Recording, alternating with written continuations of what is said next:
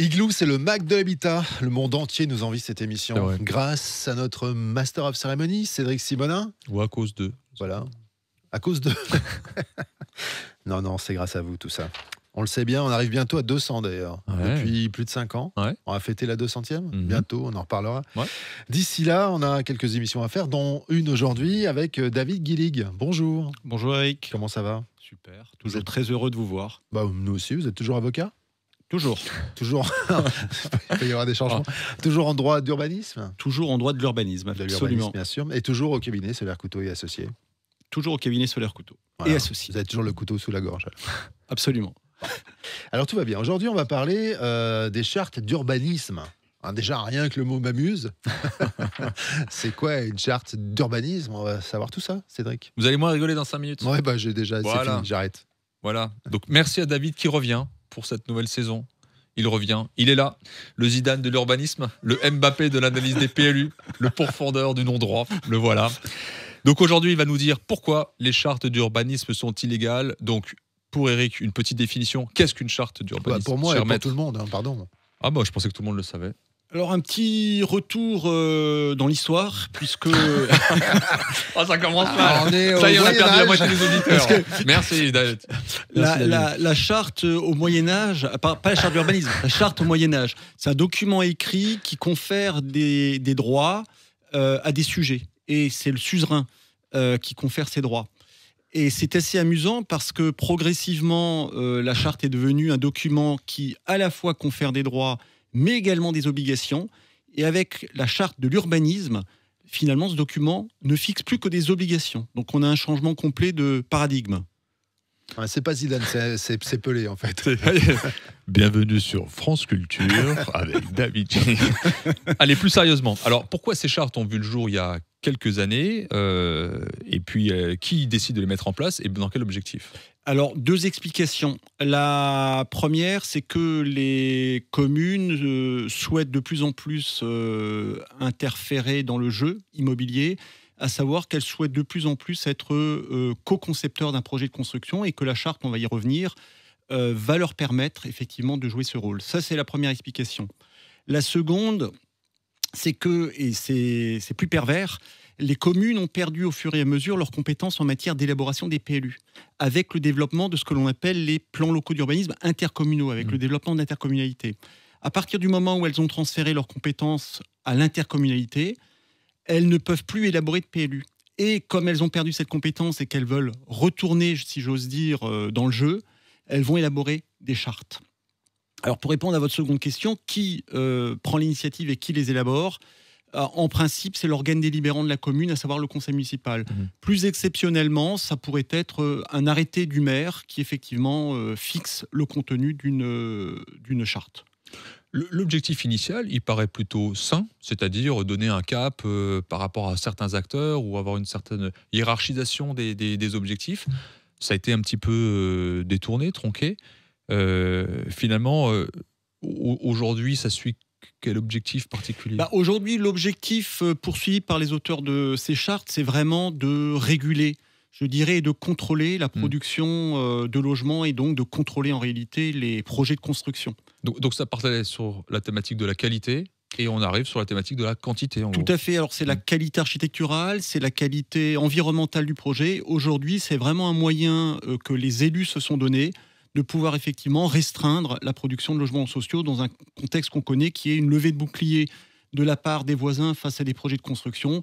Les maires se dotent effectivement, ou les communes directement se dotent de ces chartes pour en réalité limiter très fortement la possibilité pour les constructeurs de développer des projets de construction. Pour que l'auditeur ou les auditeurs comprennent bien, est-ce qu'à titre d'exemple, on peut donner quelques spécificités qu'on retrouve dans ces chartes? Bien sûr, alors déjà en phase amont du dépôt d'une demande de permis de construire, on va par exemple imposer aux porteurs du projet de produire une étude de faisabilité, une étude environnementale, alors même que ces documents ne sont pas prévus par le Code de l'urbanisme. On va également lui imposer de se soumettre, dans quelques cas, à un jury qui va prévalider un projet.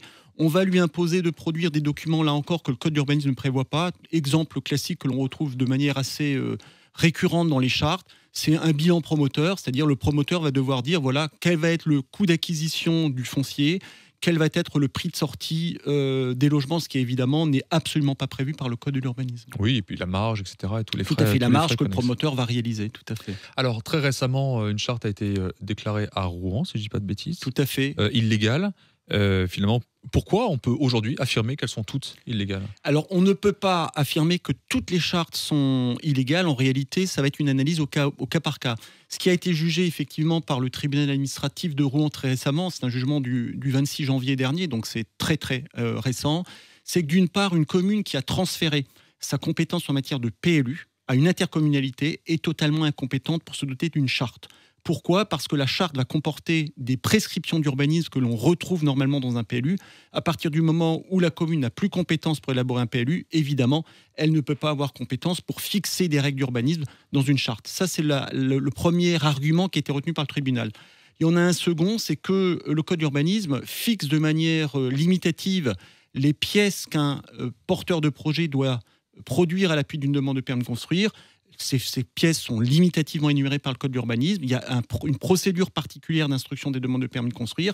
La charte ne peut pas imposer des règles autres que celles qui sont fixées par le Code de l'urbanisme. Or, dans le cas qui a été jugé par le tribunal administratif de Rouen, qui concernait en réalité la commune de Bois-Guillaume, la charte comportait ces deux, je dirais, motifs d'incompétence. Commune qui avait transféré sa compétence à une métropole, d'une part, et d'autre part, qui fixait des règles particulières qui ne sont pas prévues par le Code de l'urbanisme. Alors, je m'interroge parce qu'aujourd'hui, à présent que ce fameux jugement est tombé, la logique voudrait que les élus abrogent immédiatement les chartes qui ont été mises en place. Je me trompe ou... Non, vous avez parfaitement raison, Cédric, parce qu'on a dans le Code des relations entre le public et l'administration une disposition qui prévoit que l'administration a l'obligation d'abroger, c'est-à-dire de faire disparaître de l'ordonnancement juridique pour l'avenir, un acte réglementaire illégal. Si je fais un raisonnement syllogistique, une charte est un acte réglementaire, donc si la charte est illégale, l'administration doit abroger la charte. D'accord. Donc finalement, on sait comment ça se passe, il y en a certains qui vont persister, hein, je suppose. Comment ça pourrait être mis en cause ? Alors, ce qui est intéressant de relever, et ça a d'ailleurs été le cas qui a été jugé par le tribunal administratif de Rouen, c'est le préfet qui a agi auprès du tribunal. Le préfet, je le rappelle, qui est le représentant de l'État dans le département, qui a comme compétence notamment d'exercer ce que l'on appelle le contrôle de légalité. Il est donc le garant de la légalité des actes qui sont pris par les administrations et en particulier par les communes. Et le préfet va pouvoir effectivement demander aux communes d'abroger une charte qu'il considérerait être entachée d'illégalité. S'il y a un refus de la commune d'abroger cet acte, il importera alors, ou il appartiendra plus directement au préfet, de saisir le tribunal administratif compétent. Mais on peut très bien imaginer que d'autres personnes saisissent le tribunal. Ça pourrait être un particulier, un promoteur immobilier, qui se verrait opposer effectivement les dispositions d'une charte, voire même des fédérations représentatives des professions immobilières, par exemple la Fédération de la promotion immobilière, la FPI, ou par exemple la Fédération française du bâtiment, voire peut-être même l'Union nationale des aménageurs lotisseurs. Maintenant, en conclusion, moi j'aimerais avoir votre avis en tant que juriste. Vous ne trouvez pas bizarre que finalement ceux qui sont censés être les plus exemplaires et rester dans la légalité pensent et ou mettent en œuvre, alors de bonne ou mauvaise foi, des systèmes illégaux, d'autant plus que vous avez été le premier, il y a quelque temps, à nous alerter sur le fait de l'illégalité de ces chartes. Là encore, vous avez raison, Cédric. La difficulté, c'est qu'on est en matière d'urbanisme. Les enjeux politiques sont extrêmement importants. Donc, les enjeux politiques vont l'emporter sur, finalement, des considérations de légalité de l'acte administratif. Et les élus vont préférer maintenir dans l'ordonnancement juridique des chartes qu'ils savent pertinemment être entachées d'illégalité, à s'exposer, s'ils le souhaitent, à évidemment un recours auprès du tribunal administratif. Mais ils préfèrent, encore une fois, imposer des chartes, parce que ça va leur permettre, encore une fois, de contrôler, je dirais, la production de logements, quitte à se faire censurer quelques années après par le tribunal administratif. Eh ben, c'est intéressant en même temps de se constater tout ça. Merci beaucoup, David Guillig. Je vous en prie. Vous étiez brillant comme d'habitude.